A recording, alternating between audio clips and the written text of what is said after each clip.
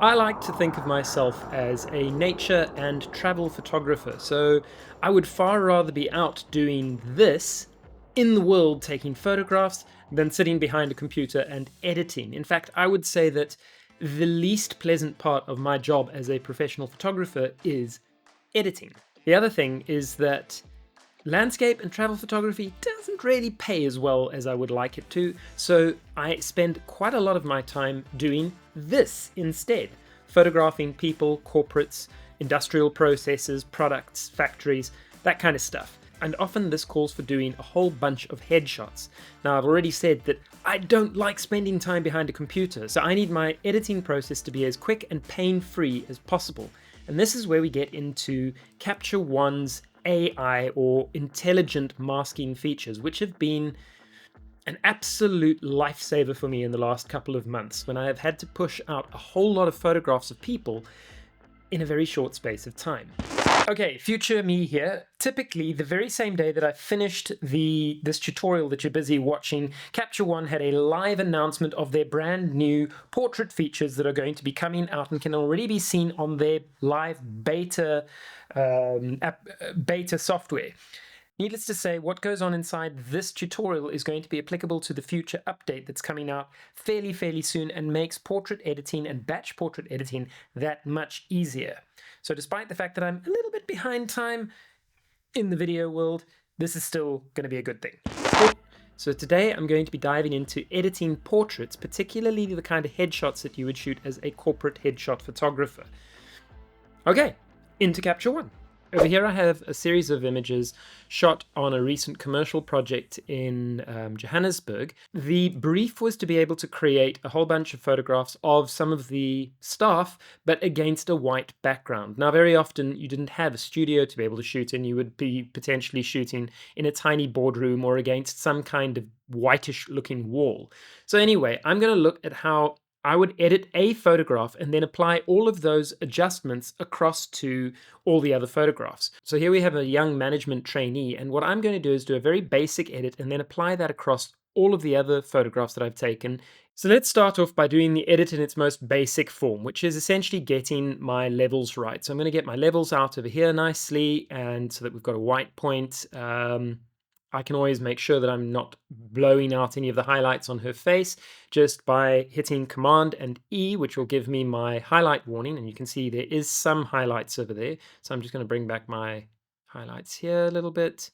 So we still have these highlights, but those are not a problem. They can stay there. I don't mind because it was a specular highlight in any case. Then what I want to do is separate her from the background. So I'm just going to use the subject and background masking. So I can say background, and it's going to create an automatic mask that is going to look for the background. And since I photographed her against a white background, it's fairly easy to see. I'm going to hit my M button to be able to see the mask itself, and you can see it's pretty good. One small problem is over here, it's also selecting the highlights in the glasses. This is something I need to be aware of as I edit the rest of the images. At any rate, the goal here was to be able to create a white background. So I'm going to reduce my contrast and I'm going to bring my brightness up just to create a whitish background. It doesn't have to be pure white, but it needs to be nice and clear and particularly easy to deep etch if a designer or if I have to go in and deep etch it at some point. The next step will be to actually edit her. So I'm going to now go and say subject mask. This will bring up the subject mask itself, and you can see it's a fairly good mask over here. And I'm just going to go straight into my luma curve. I don't want to affect the colors in this instance, and I'm just going to brighten her up a little bit and add a tiny bit of contrast as well. Okay, now that's not the special stuff. That's just the very basic editing that I'm doing over here. The next step is going to be using the more intelligent masking features under people. This is where the editing really comes into play, because the intelligent masking means that the edits I make now are going to be able to apply across the range to all the other photographs that I've photographed of her. So first, let us do a quick selection. So we'll click on the people mask and we're going to say body skin and face skin. Give it a few seconds because it is now actually creating a mask based on all of the facial features that it can see. If I hold down my M button, you will see that now only her facial skin has been selected. So I'm going to now go down to my skin tones over here, It's under the color editor. Make sure skin tone is selected. Choose your picker tool, and we're going to move into her skin itself. And I'm going to choose the skin tone that I would like to average everything out to. And then under uniformity, I'm just going to sort of get the basis behind the skin to smooth it out a little bit. I don't necessarily push it all the way to the right because I find that looks a little bit uncannily odd, but we do want to just remove some of the blemishing in her skin and just smooth it out a little bit. So I've done that with the uniformity. If I wanted to, I could have gone in and I could have lightened up the skin overall or darkened it slightly. I can change the saturation, and it's up to you how you're going to work the skin tones themselves, but for me, I just wanted to try and uniform out those skin tones a little bit. I'd also like to soften the skin ever so slightly, so I will go down to my clarity, and I'm just going to bring the clarity and the structure down. Now, importantly, this is only on the skin because of the skin mask that I've created, and you can see it by clicking the skin mask on and off, that there is a massive improvement over here in terms of how the skin looks. And in particular, it's taken away some of that shine that often you get when you're using studio lighting on on your subject. Then next, very importantly, the sclera of the eyes, or sclera, S-C-E-L, this, which is the sclera. I have no idea how to pronounce it. Sorry. This is the whites of the eyes itself, and this is very often not exactly white, but people tend to prefer seeing themselves portrayed with the whites of their eyes nice and clean. So we're going to make a mask with the sclera, and again, you'll see it's a very nice, neat mask over there. And I'm now going to just brighten that up and reduce the saturation so that if there's any color like reds or yellows, it kind of disappears. So we're going to again go through to our basic mask at the top, and we're going to just brighten up her eyes a little bit, and we're going to reduce the saturation just a little bit.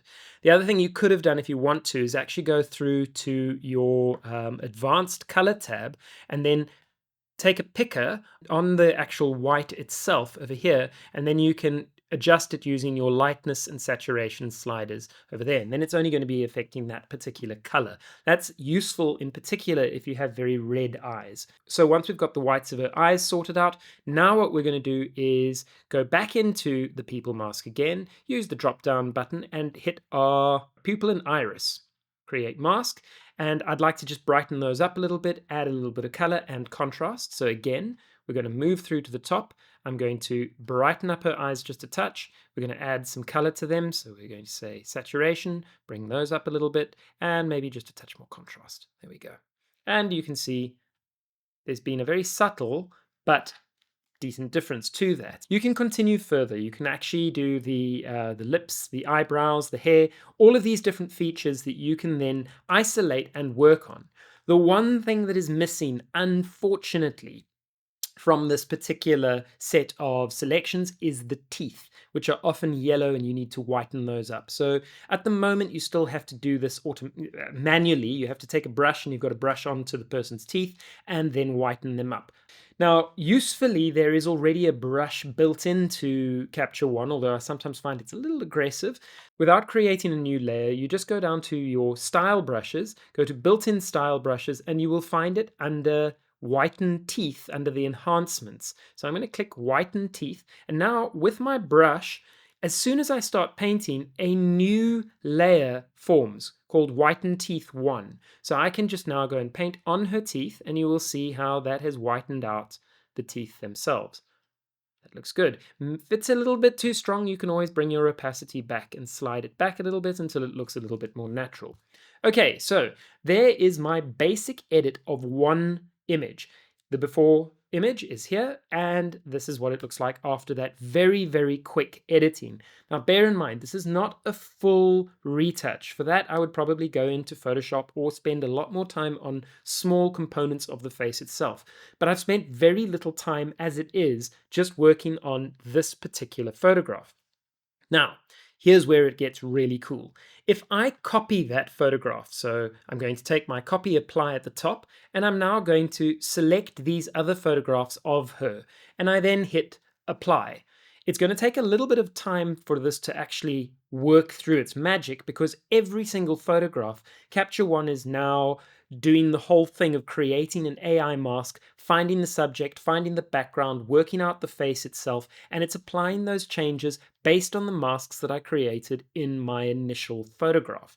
And this is where the magic happens. Instead of having to adjust every single photograph independently, it's going to do it all automatically.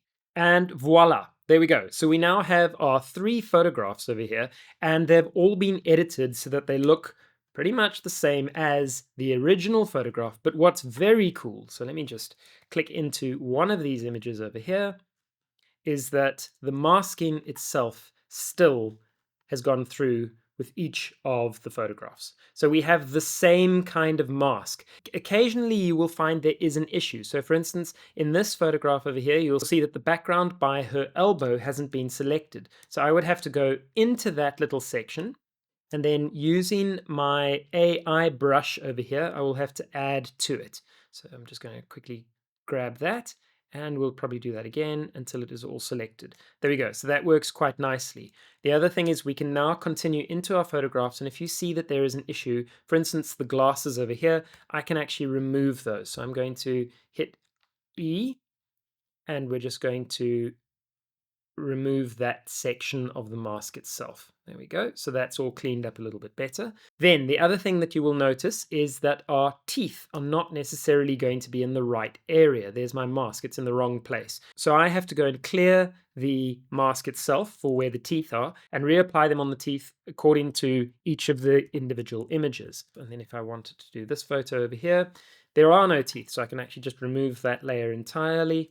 You do have to go through all the images and make sure that the layers are all working correctly. But the point is that rather than having to edit each image individually, you can edit one image to an almost complete state and then apply all of those settings across all of your images. And it magically uses the same masks. This is very cool. Now I've got a couple more examples over here. I was blown away at how effective this was, even when you are photographing just editorial work. So over here, I have got an individual that I photographed inside one of the factories.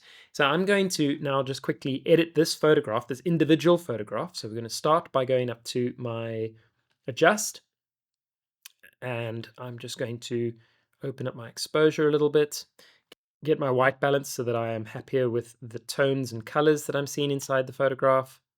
There we go. I'm probably going to change my style actually. So I'm going to go to style, and I think this should really be on film standard, which opens up the shadows a little bit. And I think I prefer the color tonal range that it gives, or the color response that it gives over here. Right. It could do with a vignette around the background, possibly just a little one. So I'm actually going to do that by using my radial filter. We're going to bring that out so it centers more around his head. I'm going to invert that by hitting Shift, Command, and I, so the mask is actually inverted. It's going to be the outside over there, and we're going to, using our curve, just darken that up a touch over there. Right. Now, let's start working on the individual himself. So let's say I want to brighten him up a little bit. So I can go through to my subject mask, and it's going to automatically select him, partly because the background's out of focus, but regardless, it's going to select him. And there we go. There is my mask, which is quite nice.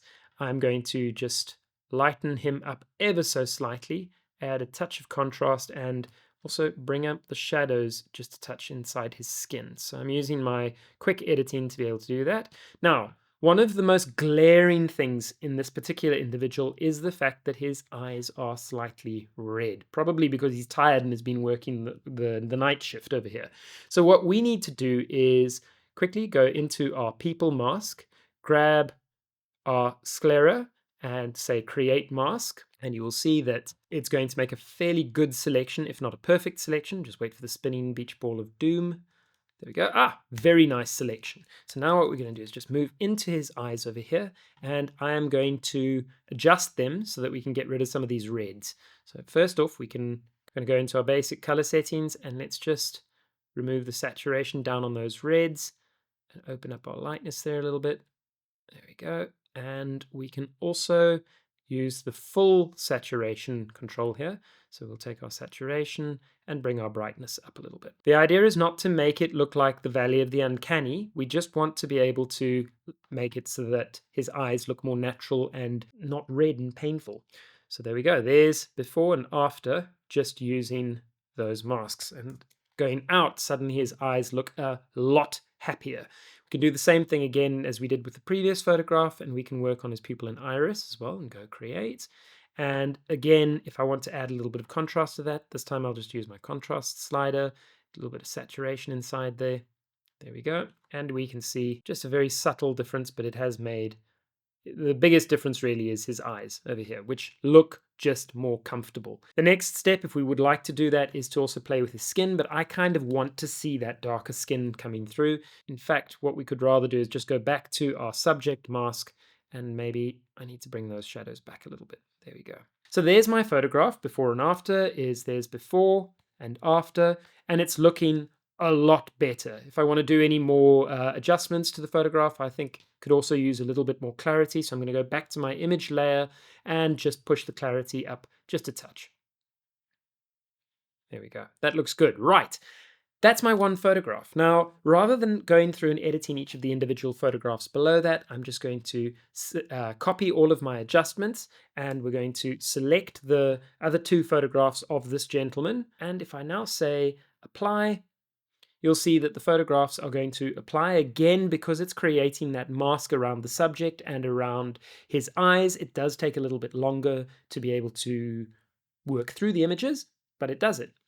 And there we go. So you can see that you can really minimize the amount of time that you're going to spend behind a computer editing your photographs if you use the masking effectively to be able to make your changes. So I've found that rather than spending 3 days editing a group of photographs, I can churn out a whole lot more in half a day than I've ever been able to in the past. And the masking is absolutely miraculous in how it is able to identify the elements of the face itself.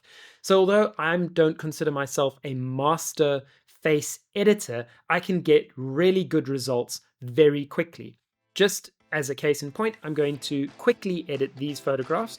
I will bullet time this so you can see the same process all over again. So I'm just going to go to this photograph and 2.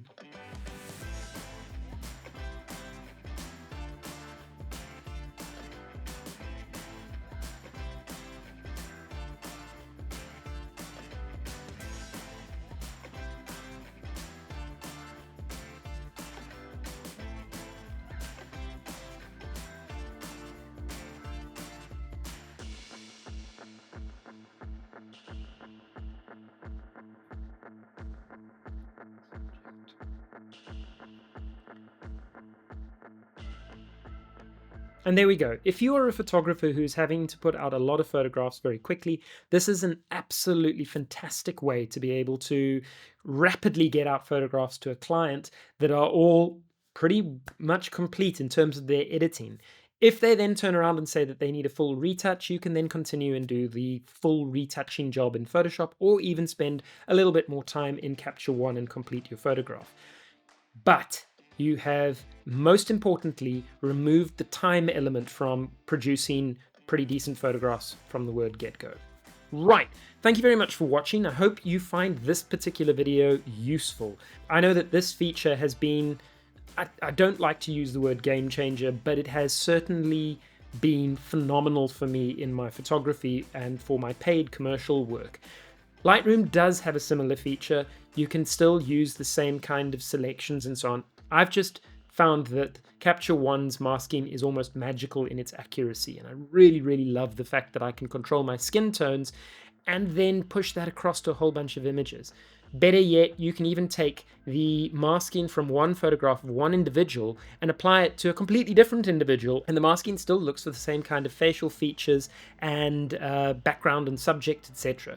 Just remember, you've got to sometimes jump back in and make some tweaks to your masks, but for the most part, it's pretty much done deal from the moment that the mask has been completed. If you found this video useful, please don't forget to pop a like and a subscribe inside the various blocks around the screen itself. Your support obviously helps this channel grow and allows me to continue making these videos. If there are any other features inside Capture One that you would like to hear about, pop it in the comments below and I'll see if I can get to it at some point. Till then, thanks very much for watching. Cheers.